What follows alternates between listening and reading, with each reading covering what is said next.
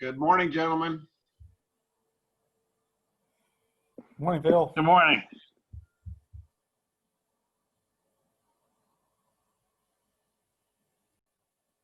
For coming and going on this adventure all together. I've done a couple of Zoom presentations for Master Gardeners and for the North Carolina Arboretum, so hopefully this will go pretty well. Again, I've built into here a couple of places for you to ask questions.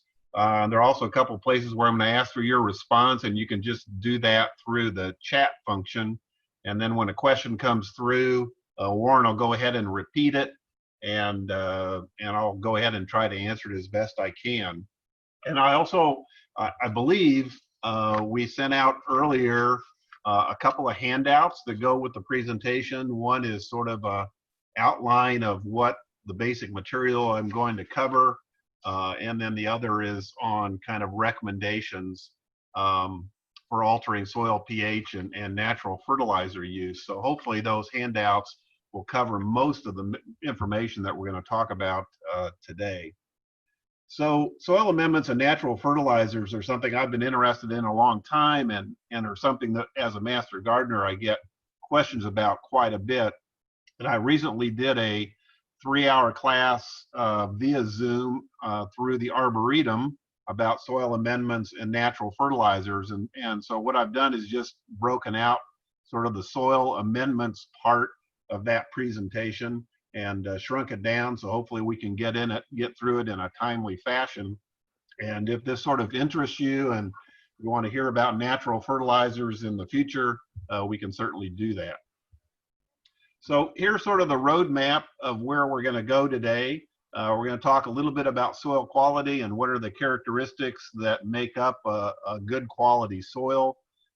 Share with you a few definitions about soil amendments so that we're all kind of speaking from the same script. And then we're going to go through 3 different groups of soil amendments, those that we use to alter soil pH, a group of inorganic soil amendments, and then finish up with organic soil amendments.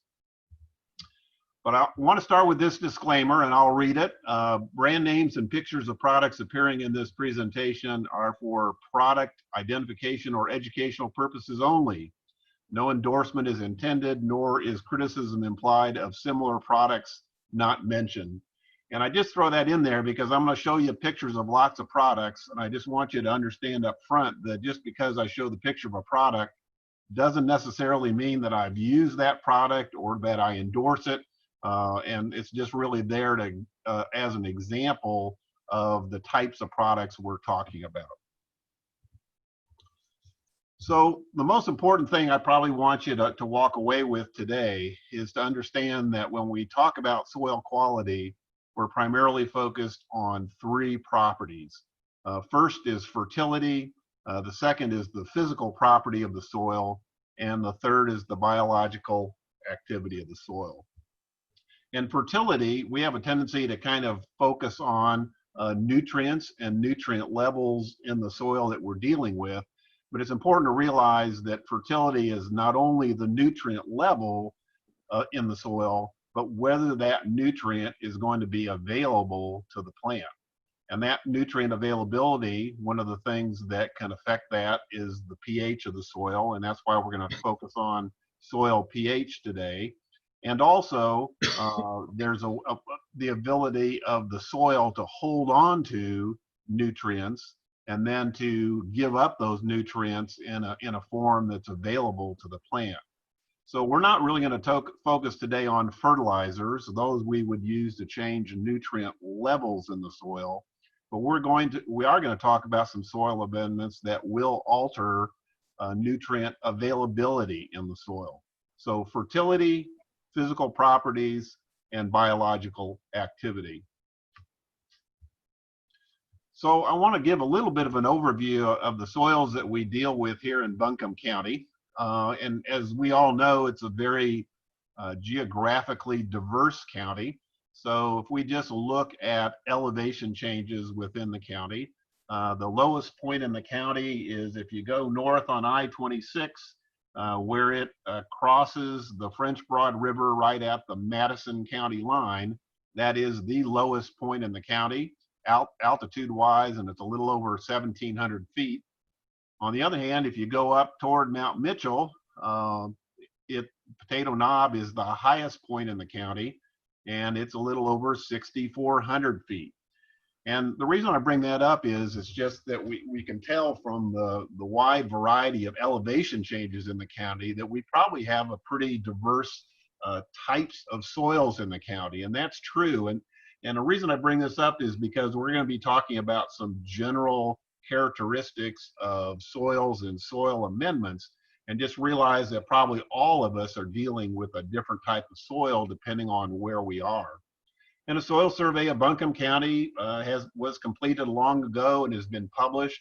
In fact, you can go online, and I downloaded a PDF of the soil survey of the county.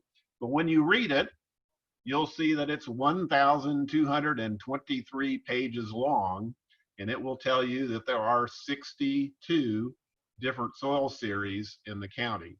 Again, my point being that we're going to talk about generalities here today, and depending on where you are in the county, probably most of us are dealing with soils that are somewhat different than our fellow club members or from other people in the county.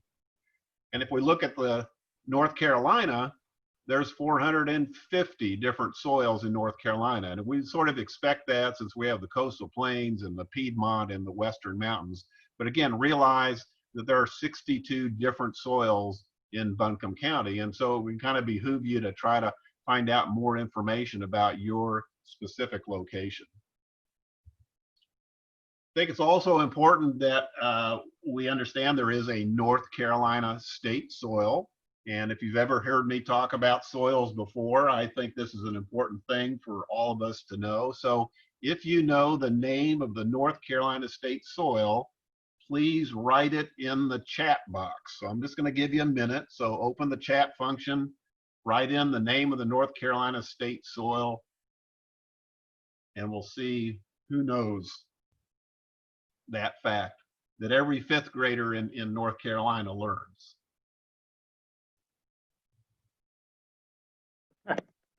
So Warren, has anybody responded? Where am I?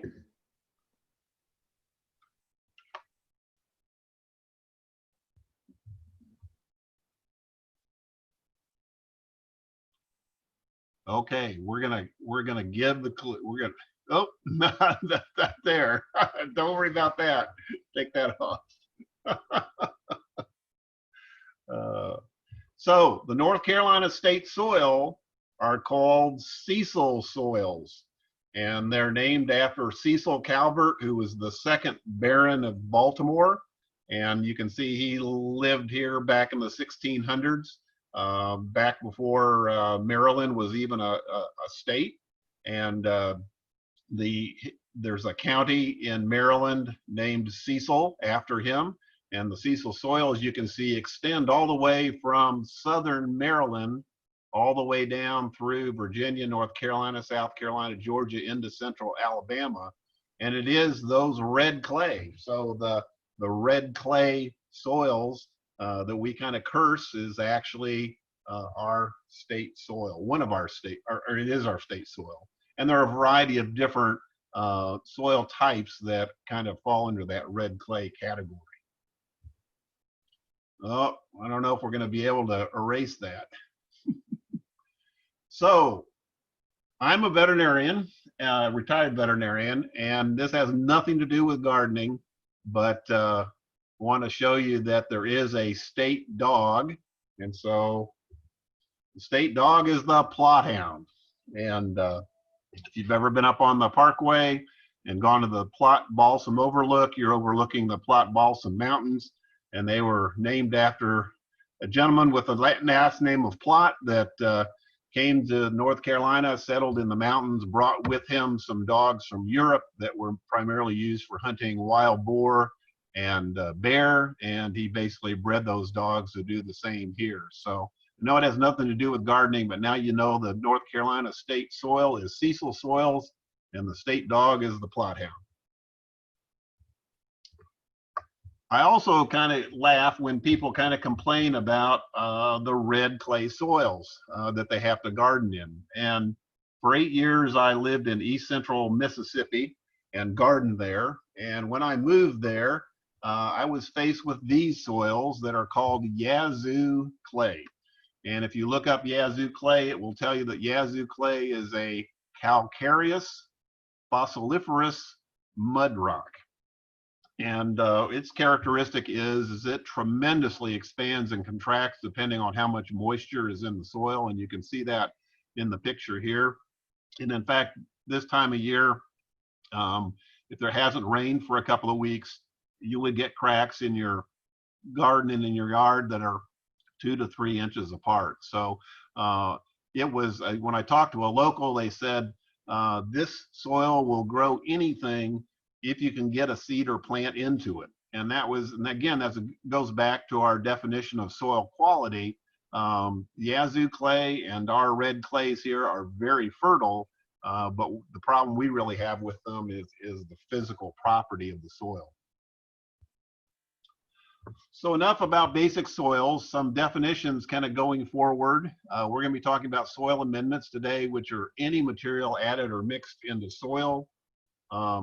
Organic soil amendments come from something that was alive, and if we think of the kind of a chemist definition of organic is something that contains carbon.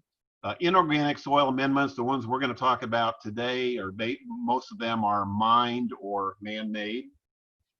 Some people like to use the term soil conditioner and use that interchangeably with soil amendment, and really that's just an amendment that is primarily used to improve soil structure.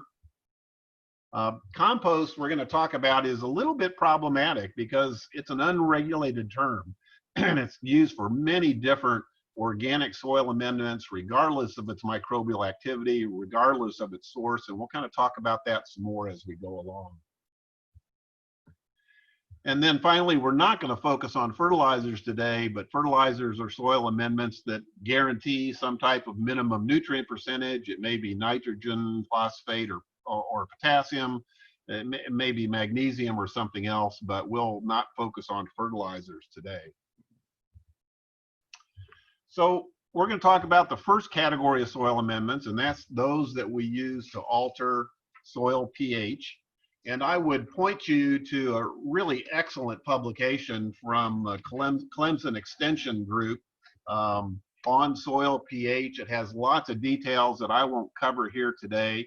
And if you're interested more in soil pH and how to alter or modify it, I would encourage you to get a copy of this. If in your search engine, if you just write Clemson HGIC 1650, it usually will come up and you can print it off or download the PDF. And again, I would point you to that as a really excellent follow-up if you're more interested in soil pH. Of course, I think the best way to measure soil pH is to actually go ahead and do a soil test and send it into the state ag lab. For about 2/3 of the year, there's no cost involved other than the cost of mailing the sample in. And what we get back on the soil test is pH, nutrient levels, and then something we'll talk about in more detail in a few minutes called CEC. And CEC stands for cation exchange capacity. And I think that's an important concept to understand as a gardener and to understand the number for that you get back on your soil test. And again, we'll talk more about that. It's sort of an indirect way to measure soil fertility. So when I moved here from Kansas 5 years ago, I really entered it, I began to garden in soils that were completely different than what I dealt with for 25 years in Kansas. And in Kansas, I was dealing with soils that were alkaline. So when I would soil test my soils in my gardens in Kansas, I would usually get a soil pH of 8. It was usually replete with phosphorus, so I had lots of phosphorus, lots of potash or potassium. And so when I came here, the first thing I wanted to do, I was going to establish a pollinator garden and an herb garden. I went ahead and did a soil test, and this is what I got back, which was, again, as I said, completely different than what I was used to. And so we have, in general, acidic soils, and we have soils generally here that are low in phosphorus. Again, I was used to alkaline soils and actually high phosphorus soils. So when I got back the test results, it said CEC was 16.6, and anything above 10 is considered to be good. And again, I'll talk about CEC in a little more detail in a few minutes. And it got back manganese, zinc, copper, and sulfur levels, and anything above 25 is considered to be optimal. And so again, this is a good example of many of our soils here in Western North Carolina. We have in Carolina in general, we have acidic soils that are oftentimes low in phosphorus, but they will be adequate in most other nutrients. So again, if we look at the soil pH map of the US, kind of gives you a general idea. And if we look at where we are, we're right here in an area where the average soil pH can be anywhere from 4.5 to maybe 5.5 or 6, similar to what I showed you. Again, where I gardened previously up here in eastern Kansas, our average soil pH was about 8. And if I look at optimal soil pH, at least for vegetable gardening, again, and for flowers, we're really kind of want something between 6 and 7, and ideally even would be between 6.2 and 6.7. Again, roses and most shrubs and trees, we would like a pH of between 6 and 7. So what do we do for our acidic soils? Well, we primarily want to use lime as the soil amendment.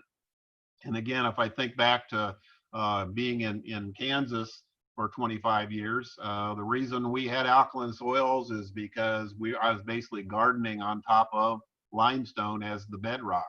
So the soils there were already limed, if you will. And so lime is nothing more than a calcium containing mineral, and we primarily talk about two big categories: calcitic lime, which is calcium carbonate, and dolomitic lime, which is calcium carbonate with magnesium. And again, use these to increase the soil pH. And so you want the things about using it, it really needs to be incorporated thoroughly into the soil. And one of the handouts I have has quite a bit more information about more specifics about using it to do that. The other way, the other thing that is used can be wood ash. Wood ash is most of the publications say it's about half as effective as lime. Hardwood ash is probably best. The biggest problem is there really aren't any specific, since you don't know the specific phosphorus or alkalinizing ingredients in the ash, it's really hard to come up with a specific prescription for using that. So again, it's thought to be half as effective as lime. And if you do a soil test and it comes back, and it will give you specific recommendations on how much lime to use, but it won't give you specific recommendations on how much wood ash to use. What I had to do with alkaline soils was to use soil sulfur. And there are a couple of different types of soil sulfur, what's called elemental sulfur or flowers of sulfur. These do require a period of time to work because sulfur compounds have to be acted on by microbes in the soil, and so it gradually changes the soil pH toward more acid. If you need more immediate effects, then aluminum sulfate is probably the best thing to use.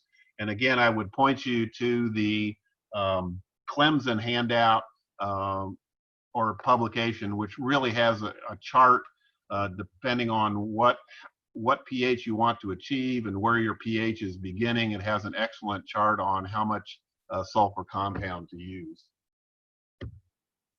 So I'm going to stop there, and if you have any questions about soil pH, please type those into the chat room and Warren can repeat those. And again, I would point you to one of the two handouts on which has more specifics on altering soil pH.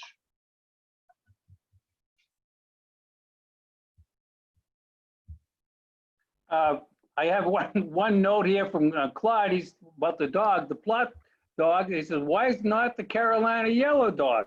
A little political humor there, I think. Yeah, that's true.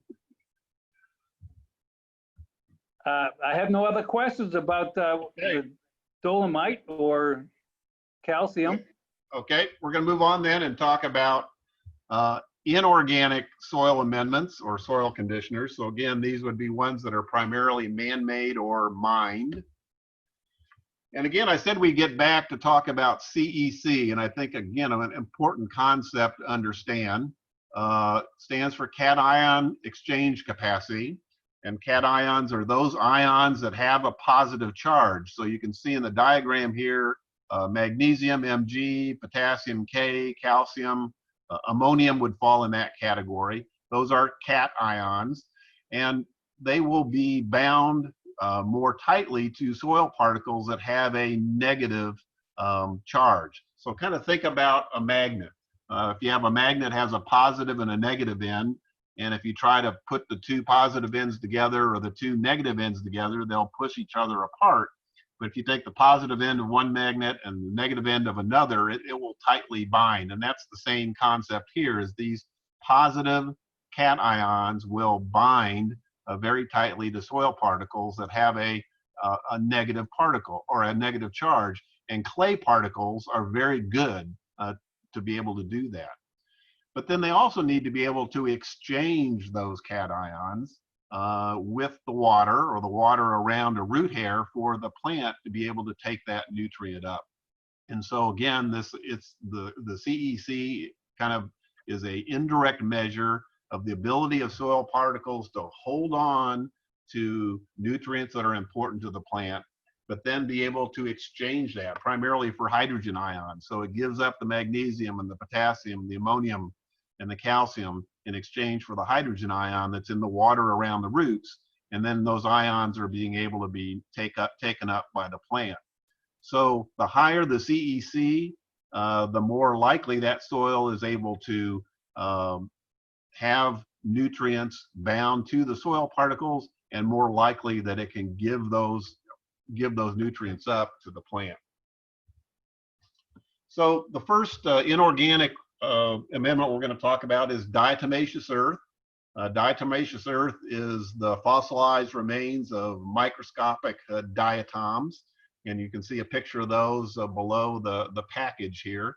They are, again, microscopic. They're very high in silica, and diatomaceous earth as a soil amendment is primarily used to improve moisture retention, which usually isn't a big problem with our clay soils, but it also will improve the CEC, so improve the overall ability of the soil to, again, hold on to and exchange nutrients. You can see on this package it says food grade, and for gardening purposes we want to use food grade quality. There is diatomaceous earth that's primarily used in filtration systems for swimming pools. That is not food grade. I'm not real sure what makes it that, but for gardening purposes you want to look for one that's food grade. Now, diatomaceous earth, rather than a soil amendment, is most often used to control insects, snails, and slugs. It can be sprinkled around plants. It can actually be sprinkled on the leaves. And so when especially snails and slugs or soft-bodied insects try to crawl across it, you can see that these fossilized diatoms have very sharp edges, and it's very irritating. And so it's really kind of discourages them from coming to the plant. So diatomaceous earth primarily used for that purpose, but can be used as a soil amendment. Greensand, whenever we use the term sand, we're primarily talking about silicates. Greensand is a specific iron potassium silicate that has been mined. It contains marine potash, so it does have a small amount of potassium that would be available to the plant. It's, again, primarily used to loosen clay soils and absorb excess water. Gypsum is calcium sulfate. It, again, is as it says here on the package, says loosens clay soil, so it can be an aid to soil structure. It doesn't alter the soil pH one way or the other. Probably the biggest problem with gypsum is it's short-lived, or its activity is short-lived, so you oftentimes have to apply it frequently, every year, every other year, to get a beneficial effect. It can be used as a calcium and sulfur source in the soil, but again, most of our soils, that isn't a problem. Perlite is a form of volcanic glass that has been mined, and then after it is mined, it undergoes a kind of heat treatment and expands. And you can see a picture of it here. It improves soil aeration and drainage, has low water retention, and so again, it can be used in heavy clay soils to help to amend that. It's probably, from an expense standpoint, best to use it in small beds or planters in small areas. And there are a variety of other volcanic products. Here's another one called vulcanite, which is just a mined pumice. So all of these are very similar. Product called Permatil, which is actually the trade name of the product, is again a mined slate. So it's a slate aggregate that has been mined and then again heated to expand it. And you can see a picture of it here. And if you look at it very up close, you can see it's very porous, again, from the heat treatment. Again, this is used to improve the soil structure. One of its advantages, again, is it enhances nutrient retention in the soil. So it has a very high CEC, and if it's well distributed throughout the soil, it will enhance the overall CEC of the soil. The manufacturer, if you go to their website, has some good information about it. They oftentimes recommend incorporating it with compost. And although I've not really had to deal with voles very often, I know quite a few of you have. The manufacturer talks about using this and kind of putting it in a trench around a plant to create what they call the vole block barrier, and that voles do not like to go ahead and burrow through this product. Again, I don't have any specific experience with it, but if you've had problems with voles and haven't had a success with other products, this might be something to look into. Sand, we get a lot of questions about using sand as a soil amendment for our heavy clay soils. If sand is recommended, it should be a coarse, not a fine sand like a sand that you might use on a beach or that you might use for a children's play area.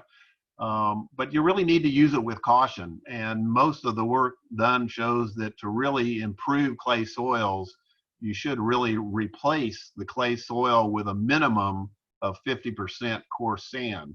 And so you have a couple of issues there. One is it's physically difficult to do that. What are you going to do with the other half of the soil? And then the other thing is, I've shown you here, sand has a CEC of absolute 0, which means it has no ability to hold on to nutrients or to exchange those nutrients with the plant. And so again, if you're replacing about 50% of the volume of the soil with sand, you replace it with 50% of something that has a CEC of 0 and is going to bring down overall the ability of that soil to hold on to and exchange nutrients. And then finally, vermiculite. And vermiculite is also a kind of a silica type of mineral that is mined. It improves soil aeration. But the problem with vermiculite, if you're just going to put it into our native soils, is it actually improves moisture retention. And usually if you have a heavy clay soil, improving moisture retention is not necessarily something that we want to do. And vermiculite, primarily where you will probably find that, you can certainly buy it by itself, is it's usually a big part of soilless growing mediums and potting mixes. And so again, probably not good for clay soils. So I'm going to stop there. Those are the inorganic soil amendments, and probably there aren't many of those that are going to have widespread use for gardening, but those are the ones that are available. And stop here and see if anybody has any questions. about the inorganic amendments. All right,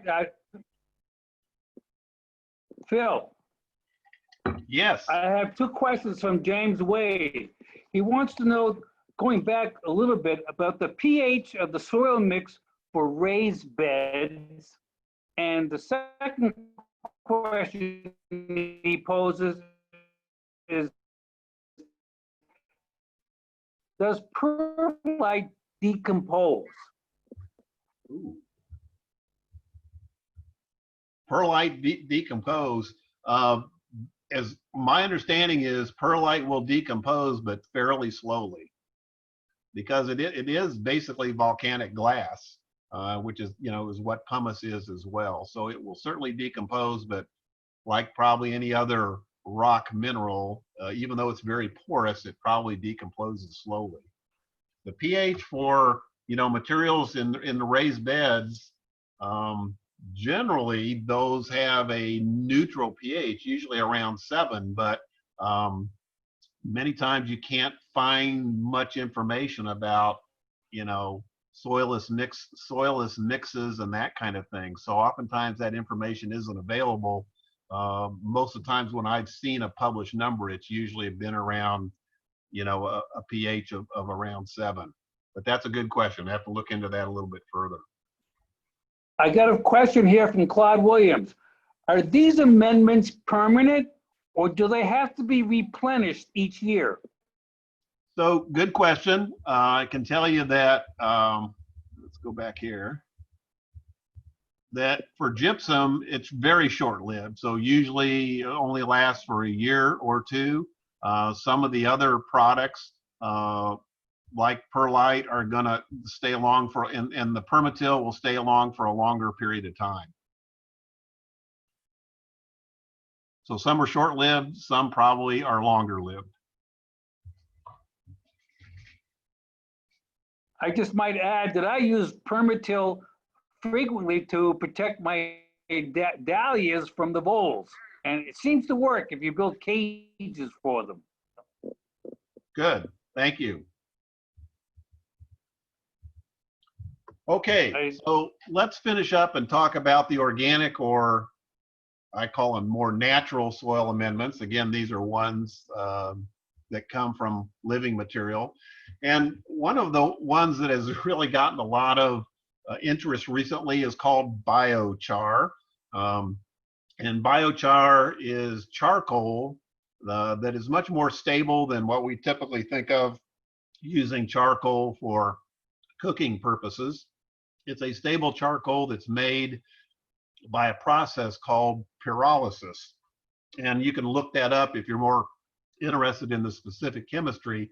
But it's my understanding pyrolysis, from my reading, is just sort of thermal decomposition. They start out with some type of biomass, usually a grass or other woody material, and they basically heat it up, and it's thermal decomposition in the virtual absence of oxygen. And so it makes that type of charcoal different than, again, what we typically think of charcoal for cooking purposes, that is very stable. And there are actually areas of biochar that are mined that have been there for tens, if not hundreds of thousands of years. So very stable charcoal. It is purported to reduce nutrient leaching. So if you think about how wet it's been this year, is the heavy rainfall, oftentimes you'll get nutrient leaching, and nitrogen is one of those. And so biochar may help in reduce nutrient leaching in an area that gets heavy rainfall. It reduces soil acidity, so that might be helpful in our situation. Unfortunately, virtually all the research that has been done in commercial agriculture settings. So there, as far as I can tell, very little research, if any, has been done with biochar for kind of home gardening environments. I did find one paper from Florida that the University of Florida looked at it in commercial agricultural settings, and there were certainly, they thought, benefits, but the downside was that it seemed to really enhance weed growth. So not only was it providing, positive benefits to the plants that they were growing commercially, they had much more of a weed problem. And again, if you look at it, this is a picture of it up close. You can see that it probably would increase the CEC in the soil as well. But it doesn't break down. So again, this is the earlier question, is this something you would use once? This is probably something that you would incorporate in the soil and would be there for a very long period of time. And again, I don't have any personal experience with it, and most of the research to date has been done in a commercial ag situation. And I think we'll probably see more information come out about its use in a home gardening situation.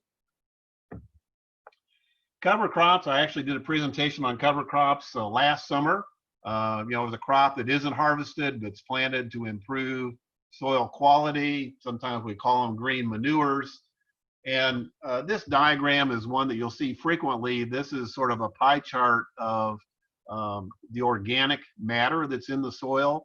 And you can see that about in typical soil, about half the organic matter is either fresh residue or is organic matter that was fresh residue that's undergoing decomposition. And so again, a cover crop would kind of contribute to that green and purple portion of the diagram. And as I talked about last year, I've used cover crops in the past, primarily on vegetable gardens. And this is an example that I talked about last year. Compost gets to be problematic because it's an unregulated term. And because of that, there are lots of different things that are called compost. And I always just tell people that, you know, buyer beware. If you're using compost that you've created yourself, that's great. If you're buying compost, just again, realize it's an unregulated term. And so different companies will use or promote different products that are called compost. Certainly does add organic matter. It improves soil structure. It may or may not improve soil microbial activity, depending on what the live organisms are. And again, will improve the CEC overall of the soil. So there certainly are positive things to it. One product that we get lots of questions about is mushroom compost. And there's some people, again, kind of think that this is a magical product. Realize that mushroom compost is not composted mushrooms. It's basically the spent substrate. So again, the person who's growing mushrooms commercially will put together a almost compost-like substrate. And once they're done growing the mushrooms and harvesting the mushrooms, then they will go ahead and bag and sell the substrate. And I've shown you here, there's a number of different formulas. And so that's the other problem when you buy mushroom compost of one brand versus another. What is in there will all depend on what type of substrate they use. It's usually some type of straw. It usually then combines that with some type of manure, some type of high protein vegetable meal like soybean meal or cottonseed meal. Oftentimes will contain potash, which would be a potassium source, and gypsum. We talked about that earlier. And so again, depending on the substrate that particular person used, that will make a big difference in what goes into the compost. It does add organic matter, again, improves soil structure and will improve the CEC. It's not really thought of, you really don't want to think of it as a fertilizer because its NPK is going to be about 1:1:1. This is a product I've used. You can just buy at Ace, and I just use it as an example. This is called Composted Manure. And again, I think people have a lot of misconceptions about it. It's mostly wood products. So if you look on the ingredient list, it'll tell you that it's only 10% manure, that it's 90% composted natural forest products, which primarily probably is bark. And again, the recommendation is the recommendation for this product is use 1 part of it with 3 parts soil. So again, just say that compost can be a problematic term, and just be sure you know what you're getting if you're buying a commercial product. Leaf mold, leaves or leaf mold can be an excellent organic soil amendment. Leaf mold is nothing more than, you're probably all familiar with it, is nothing more than making compost out of leaves as the primary ingredient.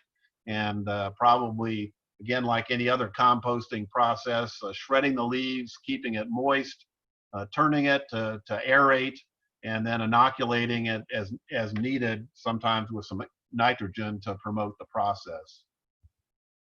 Pine bark, primarily used as a mulch, but it's also beneficial for improving heavy clay soils, primarily using the mini nuggets. And so for heavy clay soils, this is the general recommendation. We talked about the inorganic soil amendments earlier, but really 3 organic soil amendments or natural soil amendments are probably the best way to deal with our heavy clay soils. You can either use compost, generally speaking, 2 inches of compost and then incorporate it into the soil, leaves or leaf mold. Again, there's some approximate recommendations, or pine bark with less than a 1/2 inch diameter. And again, gives you some general recommendations. But these 3 types of organic amendments are probably the best way to deal with not only the physical properties of the heavy clay soil, as I said, you'll probably improve the CEC, so you're indirectly improving fertility, and certainly will help improve the microbial activity of the soil as well.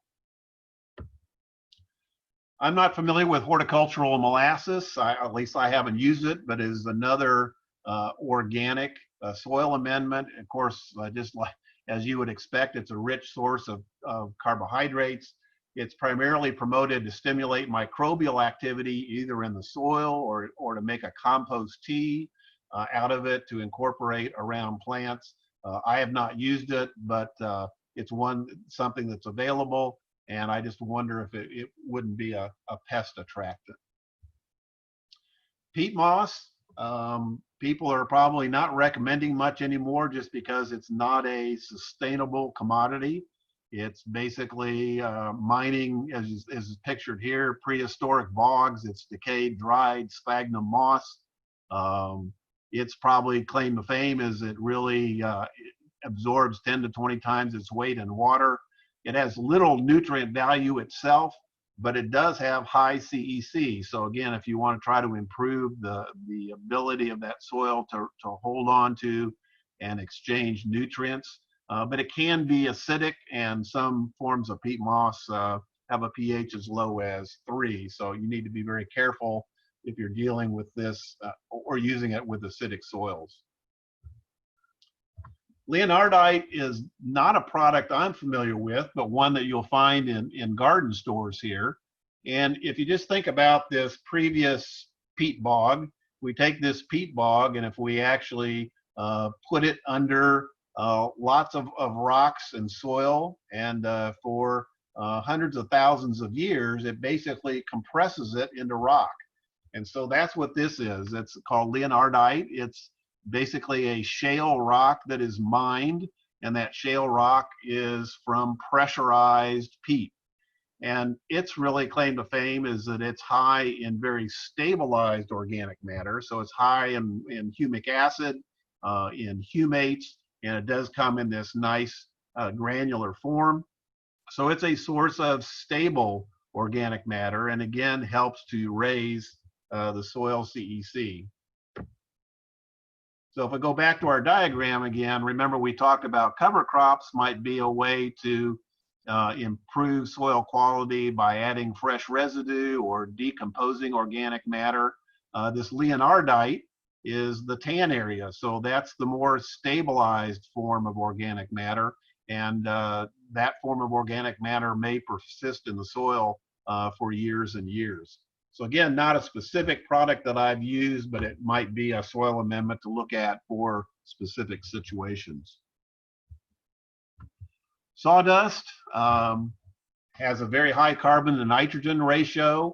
I've sometimes used it, or wood shavings can be used, but again, just realize that soil has a carbon to nitrogen ratio typically around 10 to 1. So you can see this has 30 times more carbon than soil, and so it may so-called tie up nitrogen. So for microbes to be able to break down the sawdust, break it down as organic matter, they're basically going to be using nitrogen in the soil, which then won't be available to the plant. Straw can be used very similar to leaves, so I just kind of think of it as another alternative against just the stalk of small grain cereal crops. Again, best shredded.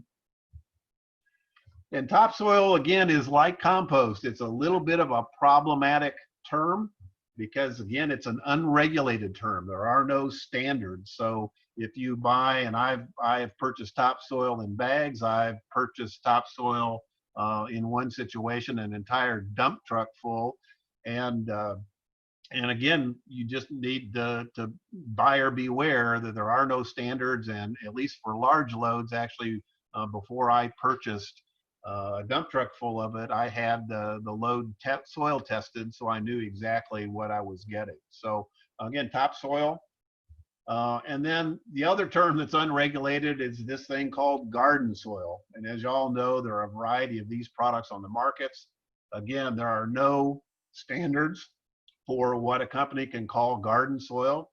And if you look at this particular product and you look at the ingredient list, it says it contains one or more of the following: sphagnum peat moss, processed forest products, core from coconut, compost, again, an unregulated term, fertilizer, and a wetting agent. So again, compost, garden soil, and topsoil are all unregulated terms. And so you just need to really try to find out as much information about a product that you can to see if you think that's going to help you. So that's pretty much the presentation. And what I really wanted to do today was for you to understand, again, those three criteria that make up soil quality: fertility, physical properties, and biological activity. And we can actually influence one or more of those depending on what type of soil amendment we use. And again, if you're interested for a later presentation, we can kind of focus on natural fertilizers. Today we were kind of focused on not the nutrient levels in the soil, but trying to improve soil quality by improving the ability of that soil to hold on to and exchange nutrients. So we talked about soil pH, kind of why it's important, some general things you might do. We kind of covered inorganic and organic, and going to leave it there and see if there's any final questions before we quit. Yeah, Phil, Mike Maxwell wants to know, do you have to worry about cover crops reseeding and competing with desired plants? So the question is, cover crops, yes, you can. What most cover crops, you want to go ahead and terminate them when they're in the flowering stage before they go to seed. The one that can really be a bully but works really well is buckwheat. And if you don't get buckwheat terminated and incorporated before it goes to seed, it will definitely take over your garden. So for most cover crops, you're going to want to go ahead and terminate them when that crop is in the flower stage and not let it go to seed. And I have another question here from Claude. Can sawdust or wood chips be used for pass around raised garden beds? Absolutely. Yep, no problem with that.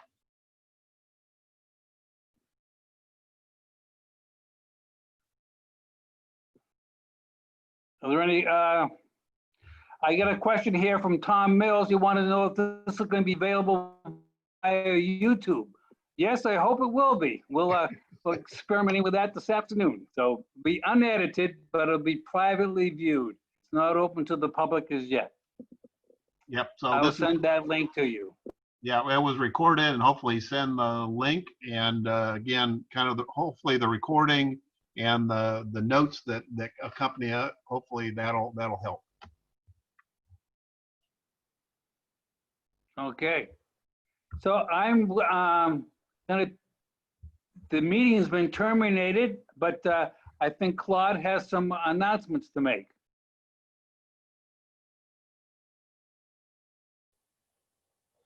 Hello. Yeah, I do. One, I want to thank